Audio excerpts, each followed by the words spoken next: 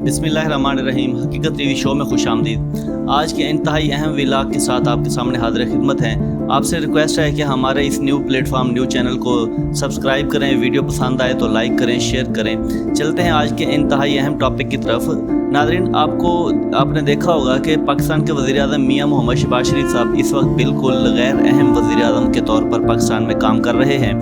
उनको पाकिस्तान में ही सिर्फ एक वज़ीर-ए-आज़म के तौर पर देखा जा रहा है, लेकिन आलमी लेवल पर, आलमी सतह पर सिफारतकारी के मामलात में उनको बिल्कुल गैर अहम करार दे दिया गया है और उनको मुल्की मामलात जो इंटरनेशनल लेवल के होते हैं उनसे बिल्कुल अलग थलग कर दिया गया है। मशरक़ वस्ती में फैली हुई जो इस वक्त आलमी जंग ईरान और अमेरिका के दरमियान चल रही है, उसके जितने भी मामलात थे, सालसी के मामलात थे, उनमें से वज़ीर आज़म को बिल्कुल निकाल दिया गया है। पहले पीपल पार्टी को निकाला गया, जरदारी बिलावल को निकाला गया। अब मुस्लिम लीग नून के वज़ीर आज़म मियां मोहम्मद शहबाज शरीफ जो PDM की सरकार के तौर पर सामने आए थे और अवाम पर मुसल्लत किए गए थे PDM की तरफ से फॉर्म 47 के थ्रू, अब उनको भी गैर अहम कर दिया गया है। जितने भी मामलात हैं हुकूमत के, उनसे उनको अलग कर दिया गया है। अब वो सिर्फ डमी वज़ीर आज़म के तौर पर पाकिस्तान में रहकर काम कर रहे हैं। इसके अलावा उनका इस वक्त कोई भी इंटरनेशनल लेवल पर रोल नहीं रहा, क्योंकि पूरी दुनिया जानती है कि शहबाज शरीफ की जो हुकूमत है, ये फॉर्म 47 की हुकूमत है, अवाम पर मुसल्लत की गई है। अवाम में इनकी कोई रूट्स नहीं है, कोई वोट हासिल नहीं किए, हाइब्रिड निज़ाम के थ्रू इनको अवाम पर मुसल्लत किया गया है। इसलिए अब जो इस निज़ाम को चलाने वाले थे, जब उन्होंने पहले जरदारी को निकाला, बिलावल को निकाला, पीपल पार्टी को निकाला, मौलाना फजल रहमान को निकाला, MKM को कार्नर किया, ANP को साइड पे किया, इस तरह बाकी जितनी भी जमातें थी उनको बिल्कुल साइड पर करते हुए अब वज़ीर आज़म मोहम्मद शहबाज शरीफ को भी उन्होंने साइड लाइन कर दिया है और उसके बाद उन्होंने तमाम महाल खुद संभाल लिए हैं। अब देखना यह है कि वो ऐसी कौन सी तुलिस्माती शख्सियत है जिन्होंने मुल्क की तमाम मामलात को अपनी मुट्ठी में बंद कर लिया है और तमाम अख्तियारात खुद इस्तेमाल कर रहे हैं। वो चाहे वज़ीर आज़मशिप के अख्तियारात हों, सदारत के हों, वज़ीर ख़ारजा के हों, वज़ीर दाखिला के हों, चीफ ऑफ आर्मी स्टाफ के हों, मुक़्तदरा के हों, इस्टेब्लिशमेंट के हों, वैसी कौन सी शख्सियत है जो इस वक्त पाकिस्तान में छाई हुई है और तमाम के तमाम अख्तियारात खुद इस्तेमाल कर रहे हैं? नाज़रीन, वो हैं जनाब फील्ड मार्शल सैयद मोहम्मद आसम मुनीर साहब। जी, वो ऐसी शख्सियत हैं जो इस वक्त पाकिस्तान में छाए हुए हैं, जिन्होंने तमाम मामलात अपने हाथ में रखे हुए हैं, चाहे वो सफारती मामलात हों, सफारतकारी के मामलात हों,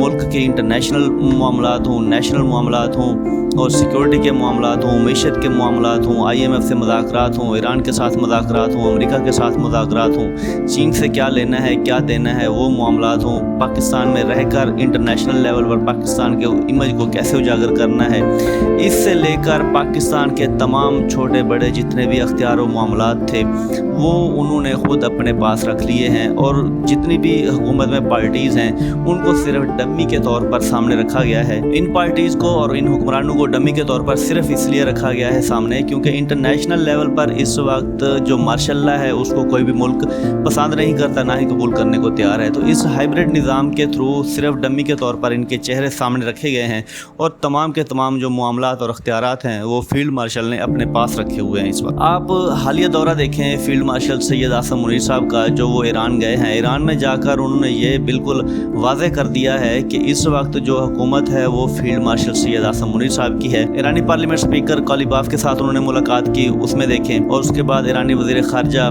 के साथ उनकी मुलाकात हुई, उसमें देखें। जो पिक्टोरियल व्यू सामने आया है, जो तस्वीर सामने आई हैं, जो वीडियोस सामने आई हैं, उसमें आप देखेंगे उनके पीछे पाकिस्तान का झंडा लगा हुआ है, इधर ईरान का झंडा लगा हुआ है। वो दोनों वन ऑन वन मुलाकात कर रहे हैं और जो सरबराह स्टेट का प्रोटोकॉल होता है वो उन्होंने लिया है। तो इस तरह आप देख लें कि इस वक्त सरबराह मुमलिकत का प्रोटोकॉल लेना और सफारती मामलात खुद अपने हाथ में रखना, मुज़ाकरात के मामलात अपने हाथ में रखना और किसी भी हुकूमती पार्टी को साथ ना लेके जाना, ये बात बिल्कुल आया हो गई है कि इस वक्त पाकिस्तान का जो हाइब्रिड निज़ाम है वो सियासतदानों से बिल्कुल छुटकारा हासिल कर चुका है और उन्होंने सियासतदानों को बिल्कुल साइड लाइन कर दिया है। ये वो सारे मामलात हैं, अख्तियारात हैं जो फील्ड मार्शल सैयद आसम मुनीर साहब ने अपने पास रखे हुए हैं।